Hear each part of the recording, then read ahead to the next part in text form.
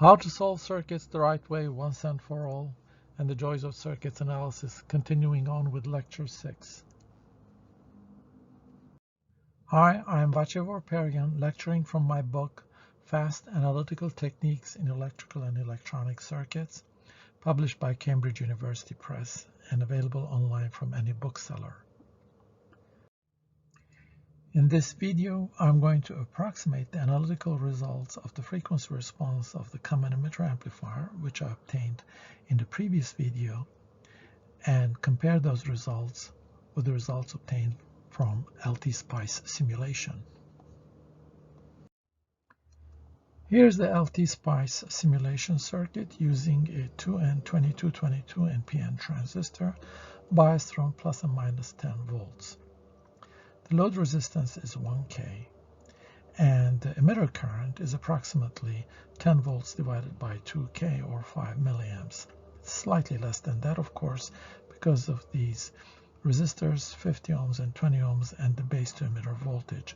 If you assume the base to emitter voltage is 0.7 volts, and 10 volts less 0.7, that's 9.3. 9.3 divided by 2K, ignoring the drops across 50 ohms and 20 ohms, that gives you your approximately less than 5 milliamp current. When you run the simulation, it will give you a DC operating point, and the actual collector current bias point is 4.58 milliamps, and the quiescent DC output voltage is 5.46 volts. In addition to this operating point, you can obtain the parameters of the transistor at that operating point. The GM turns out to be 0.175 ohms inverse. The R pi is 1.17K. Rx is the base spread resistance, or the base spreading resistance, inherent to the model of the transistor. That's 10 ohms, so that has to be added to Rs in our results that we obtained in the last video. The output resistance of the transistor, or the collector to emitter resistance of the transistor, we call this RCE. That's 23K, and you can see the relative magnitude of the RCE of the transistor with respect to RC. It's much larger than it. The collector to base capacitance is 1.1 10 to the minus 10 farads, or that is 110 picofarads. And the collector to base capacitance is about 4 puffs. We call this C mu, and we call this C pi in our analysis in the last video. The beta of the transistor turns out to be, at this operating point and room temperature, 205. This is the frequency response of the output voltage all the way up to 100 megahertz. The lower portion of this response is due to the emitter bypass capacitor of the bias circuit, but that one doesn't concern us because we are interested in the high frequency response, which we see to be given essentially by a dominant pole somewhere around 10 megahertz. And the phase response, when we look at it, we see that around the flat portion of it is minus 180 degrees. That's because it is an inverting amplifier.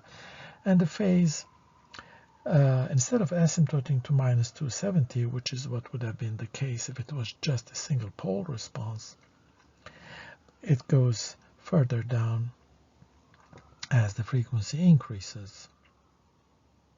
Now, let's do an asymptotic estimate of this dominant pole. We draw a flat line that way, and we draw a minus 20 dB per decade line for this portion of the thing here, and we see that the cross point here, the two cross each other at around 10 megahertz. So we expect that there should be a dominant pole around that frequency there. So now we're going to work out the numbers in our analytical expressions that we had and see how we can explain this additional phase response here and what is the best approximation of this frequency response. Let us first look at the low frequency asymptote. The expression that we had in our analysis, the exact one was given by this expression, the first approximation was given by this, and the second approximation was given by this expression. So let's try our crudest approximation first, RC over RE, and we find out that the gain is actually 50. And that doesn't seem to be very good. So we try this approximation here. When we substitute the numbers in it, notice here for RS, I'm using the 50 ohm actual resistance in the circuit and additional 10 ohms here for RX in the transistor parameter model, which is the base spreading resistance. This was our pi, and this is our emitter resistor RE, and that's the beta 205. Then we get the low frequency asymptote to be 38.3, which is pretty close to 37.6. So this turns out to be a rather very good approximation of the low frequency asymptote. So if I want to study the sensitivity of the low frequency asymptote with respect to beta and temperature variations, this would be a pretty good expression. And I don't need the full expression here.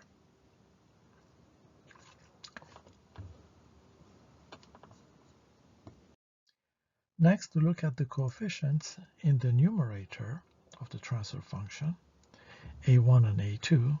A1, we obtained this exact analytical expression for it, for which we had two approximations, this approximation here and this approximation here. When we substitute the numbers for RE and all the other components, we find out that this component here has a value of 1.02 times 10 to the minus 10. When we make the substitution for the second component in the expression, in the approximate expression of A1, we find that the second one is 5 times 10 to the minus 12. So we conclude that this approximation, in which we ignore this term here, is fairly good. So we will retain only this for A1 when we make our Bode plots. Now, if that doesn't turn out again to be very good, we can come back to this expression. And of course, if this doesn't turn out to be very good, we'll go back to the full expression. But for now, we see that this term here is much less than that term. So we take it out and we use this for A1. Let's go to A2. For A2, we obtained the following exact expression, and which we could easily approximate as such, because beta RC of RE is certainly much larger than 1. Beta is 205, RC is 23K, RE is only 20 ohms, so there's no question about the fact that this dominates over 1, which when we do ignore 1 with respect to this term here, we obtain this, which can be written as such. So when we substitute our numbers in it, we get for the coefficient of A2 4.65 times 10 to the minus 20. And our numerator can be thus approximated as follows, which when we factor numerically, we obtain a right half plane 0 and a left half plane 0. One is at 582 megahertz, quite a bit outside our range of measurements that we did. We went up to 100 megahertz. There's apparently a right half plane 0 at 582 and a left half plane 0 at 933 megahertz. Now, this happens to be a relatively simple expression for a quadratic. So we're going to attempt getting an analytical expression for the right half plane 0 and the left half plane 0 using the quadratic formula. Normally this is not something that you can do. However, we have really no choice at this point when we have a right half plane and a left half plane 0.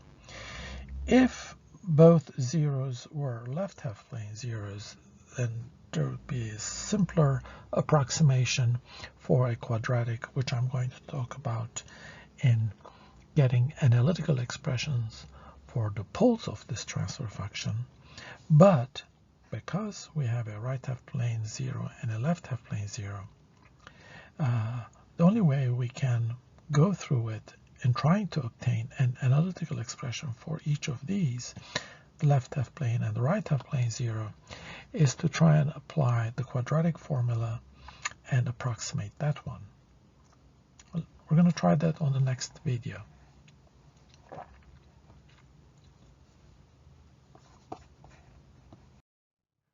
So when we apply the equation for the roots of a quadratic here, we recognize that for the values of a2 and a1 that we obtained, that this term dominates over 1. It turns out that for a2 over a1 square, for the numbers that we obtained, turns out to be minus 17 or minus 18, and that's much larger than 1, which allows us to approximate the roots of the quadratic with this formula here, which is much more tractable when we substitute for the expressions of a1 and a2 in it and obtain this. Now this one, we can perform the necessary cancellations and a bit of manipulation so that the roots of the quadratic are given by this expression here, which is quite tractable and a reasonable expression to work with. So for the right half plane 0, we get this expression here with the minus sign, and numerically it turns out to be 548 megahertz, which is not far from 584 megahertz that we obtained from the numerical result. For the left half plane 0, we get this expression with a plus sign here, and that computes out to be 873 megahertz, which isn't that far away from the 900 some megahertz we obtained from the numerical value in the previous slide. So we have reasonable expressions for the right half plane and the left half plane 0, and we're going to use this to obtain a Bode plot using these expressions and these numerical values and compare those with the results of the actual circuit simulation and see how well they hold. As always, if it doesn't work out right, you can always go back to the exact expressions.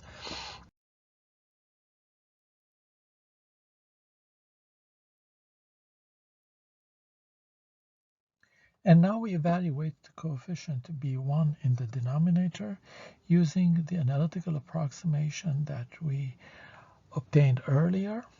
And when we substitute the values of the components, we obtain for each of these terms here the following numerical values.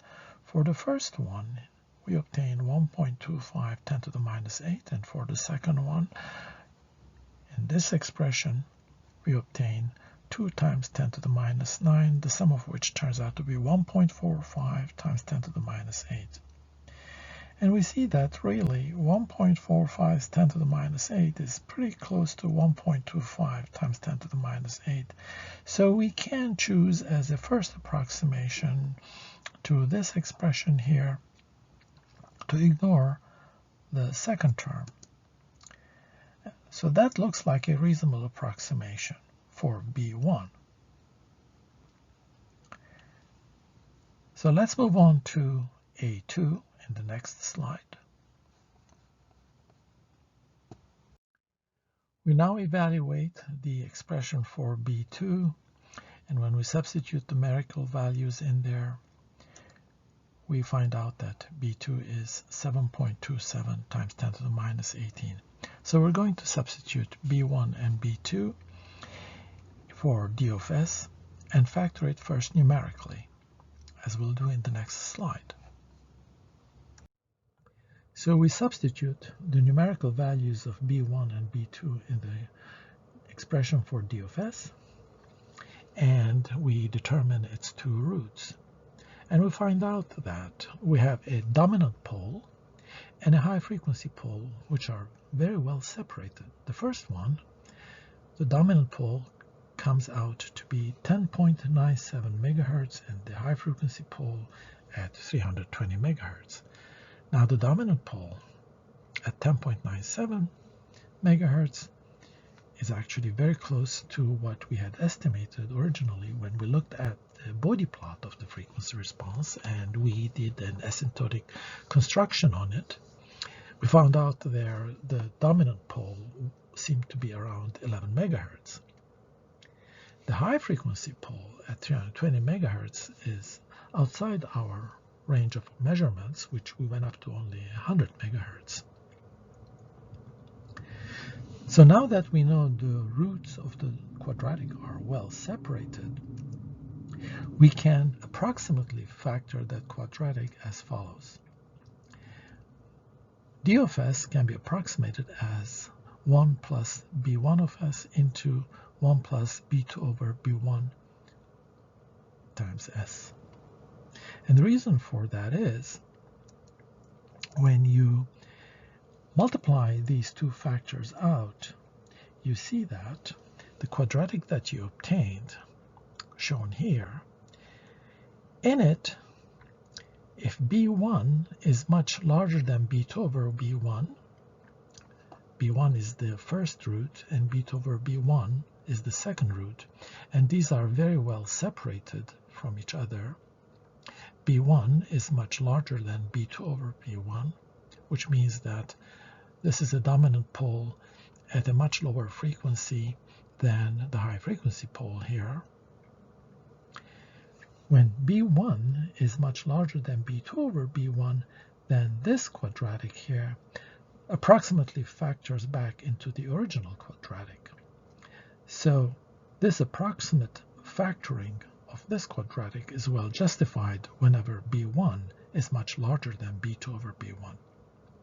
There's only one catch here, and that is the two roots must have the same sign. Either they're both positive or they're both negative.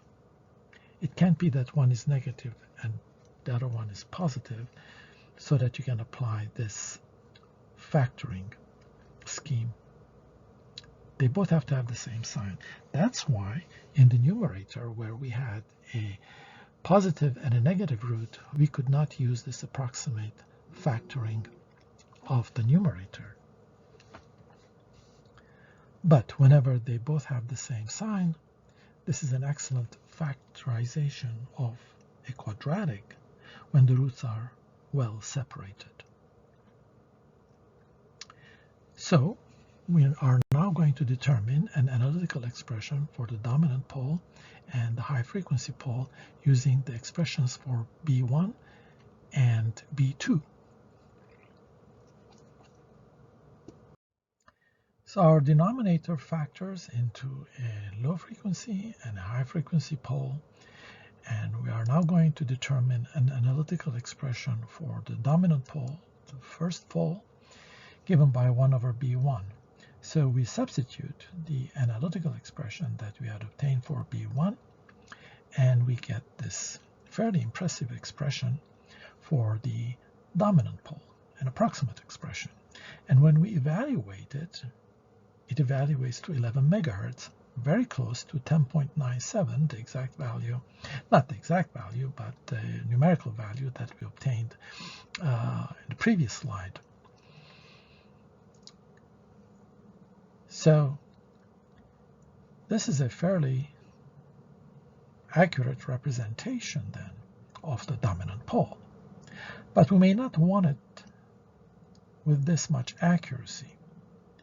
And we had determined earlier that this factor here dominates over this factor significantly, and that we can ignore this with respect to this factor here, so that we can get a second approximation for our dominant pole without this factor, and that will evaluate to 12.7 megahertz, which is pretty good too.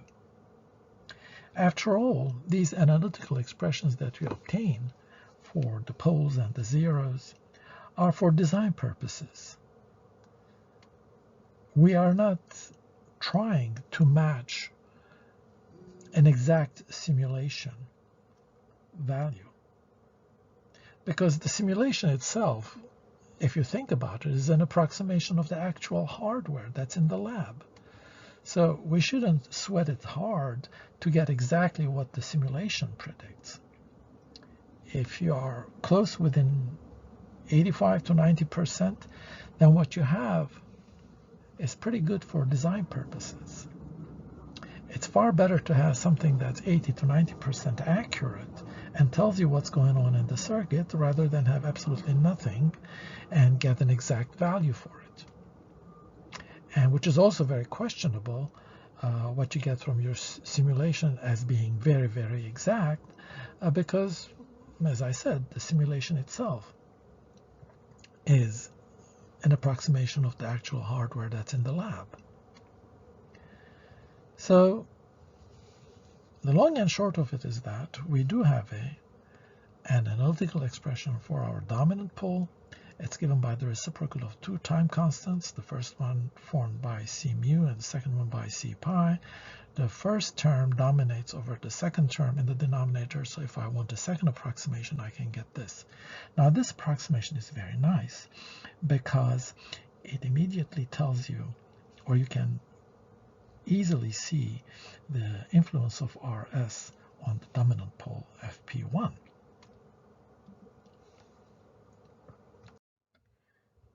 And finally, we are going to obtain an approximate expression for the high frequency pole using this approximate expression that we obtained earlier. In it, B1 and B2, as we determined earlier, each one was quite an impressive expression.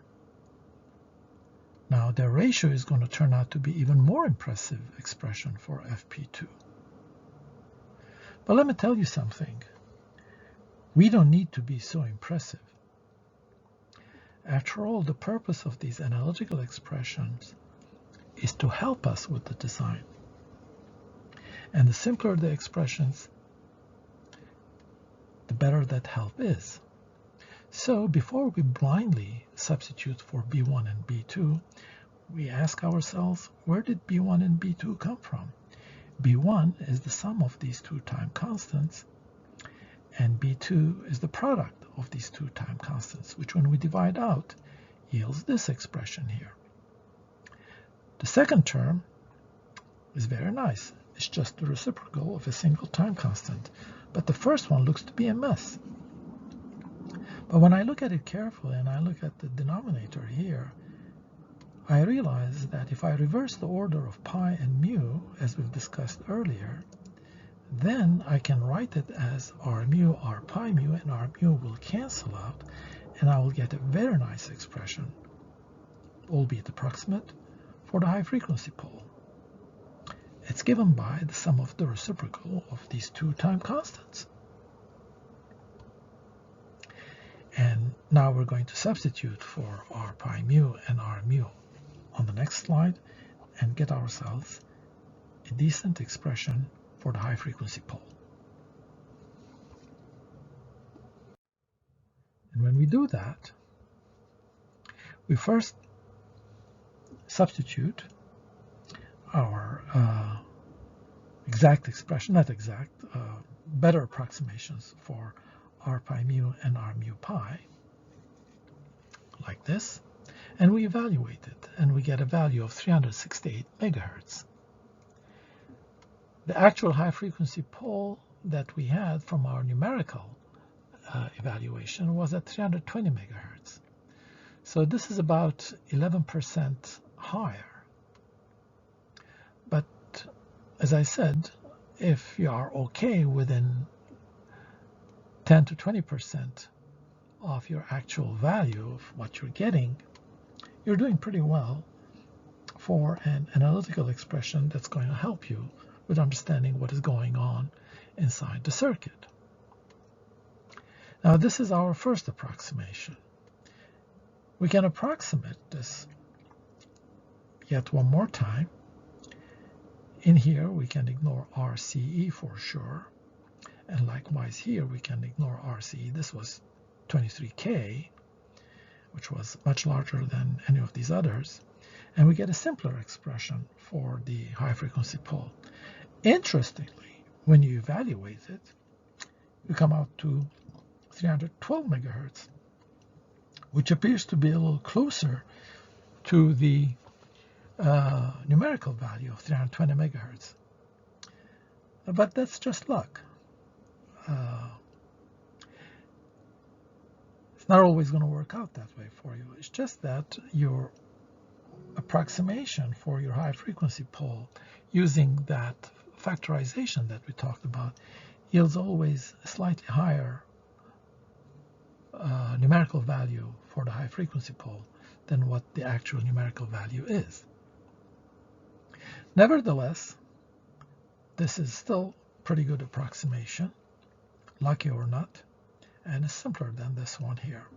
I can yet have a third approximation in which I consider RE to be dominant over these two, and I get this approximation here, which comes out to be 297 megahertz, which isn't bad at all either, considering that numerical value was 320 megahertz.